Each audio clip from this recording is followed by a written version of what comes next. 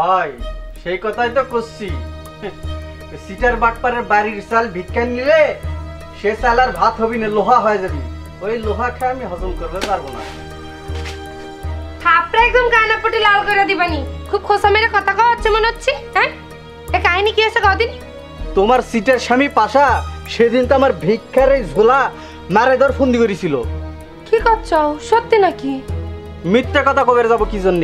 হ্যাঁ, ও এক শাসন করো, না হলে কিন্তু কিছুদিনের মধ্যে ইন্টারন্যাশনাল সিটার হয়ে যাবি।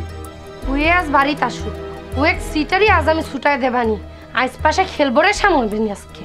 শোনো, ওই সমস্ত সিটার বাটপারের ওয়াইফ হয়ে থাকার চেয়ে দরকার হয় ফকিরের সংসার করো, ফকিরের বউ হয়ে থাকো, তাতেও মেলা শান্তি পাবো।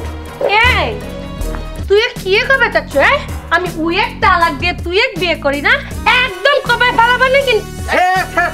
আমার আর মান ইজ্জত থাকলো না। আমি বিয়ে করবো তোমাকে? হ্যাঁ, আমার মান ইজ্জত তো সব তেনা তেনা হয়ে গেল। হ্যাঁ, তোমাকে বিয়ে করবো? হ্যাঁ, তুমি আমাকে কি পাইছো? আমাকে পাগলে ধরি